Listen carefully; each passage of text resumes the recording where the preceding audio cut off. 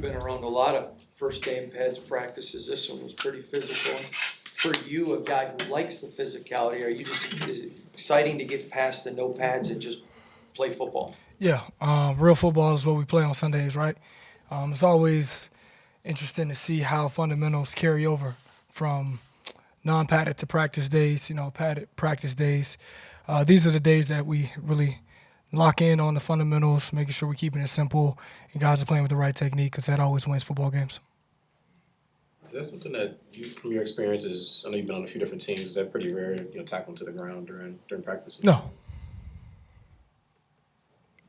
I'm not trying to ask you to, I guess, boast about yourself, but obviously the fact you play in the kicking game, also in catching and running out the backfield, would you consider yourself one of, if not the most versatile player on this team? And do you take pride in your versatility? I take pride in executing when my name is called.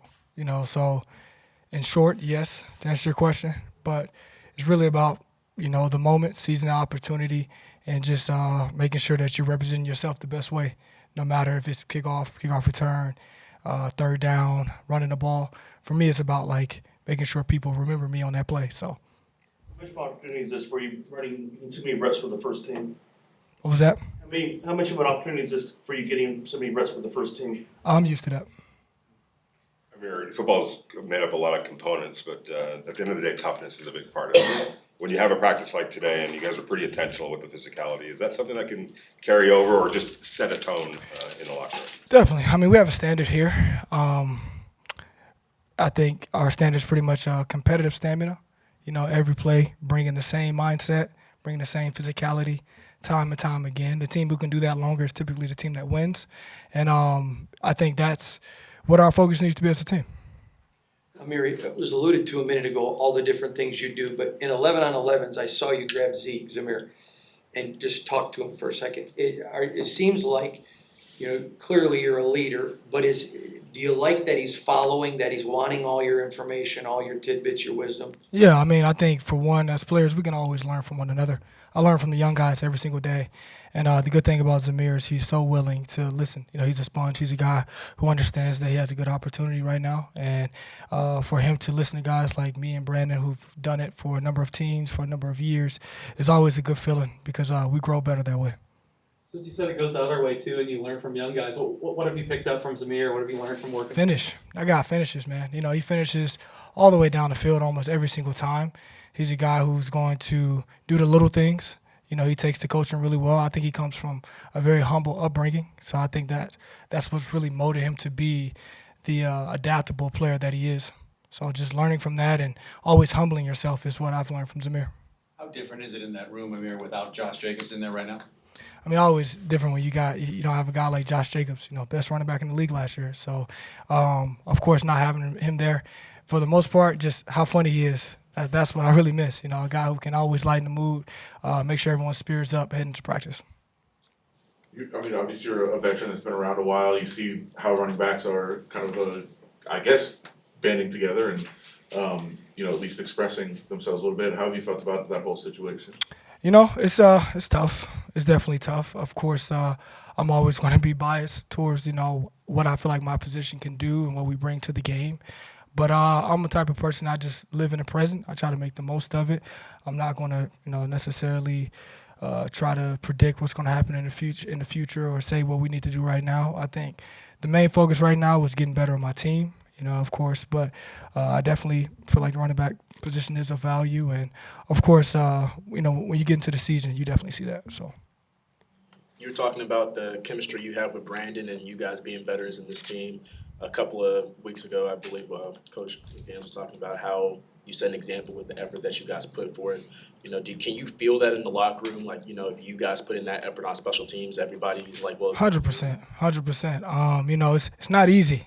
We got lucky today. Today was a lot cooler than what it typically is. But, first day in pads, guys are a little bit jittery. You're exerting a lot of energy. You get to about period 15, 16. You got your second special teams period coming up. You see guys kind of hanging their head. And those are the moments where, veterans like myself, Jakob, Brandon Bowden, just speaking on the offensive side of the ball, can really set the tempo and set the tone in that drill and bust our butts to really show the young guys it's like, don't feel sorry for yourself. You know, you're out here for a reason. You're out here to get better, and the only way you get better is to push through that fatigue. So I'm glad that Brandon gets so excited to play ball. You know, he's going into year 4,000. So, like, for a guy who's, you know, been around it for that long to still bring the same energy to the game is such a big lift for our team. He was giving you some grief when you were getting picked up on the sideline. Huh? He was giving you some grief when you were getting. Healthy balance. He's also selfish, man. I hope he sees this. Where do you think the offense is this year compared to training camp last year when everybody was brand new?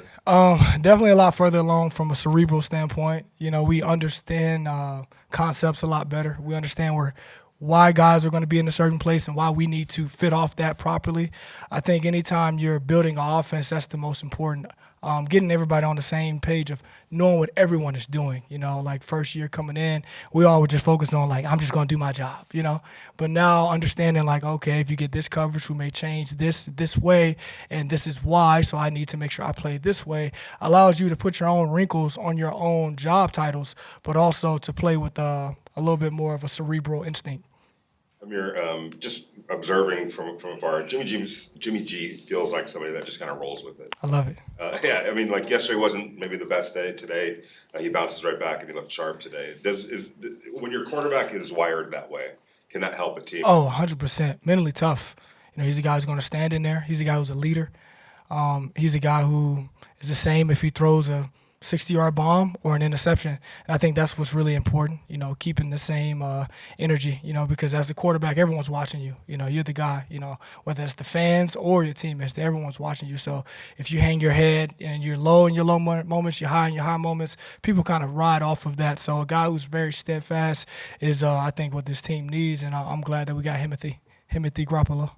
Is the chemistry? How's that chemistry building been going with Jimmy? Nah, it's been good. It's been good. He's very communicative of what he likes from a route standpoint to the backfield to the receivers. He's a guy who's played a lot of ball, been in this system before, so you see him just settling back in. It was good. Do you see that? I mean, is that real tangible to see that he already knows this system to a degree? Because when he first got here, he said it was kind of like going from Italian to Spanish or Spanish to Italian.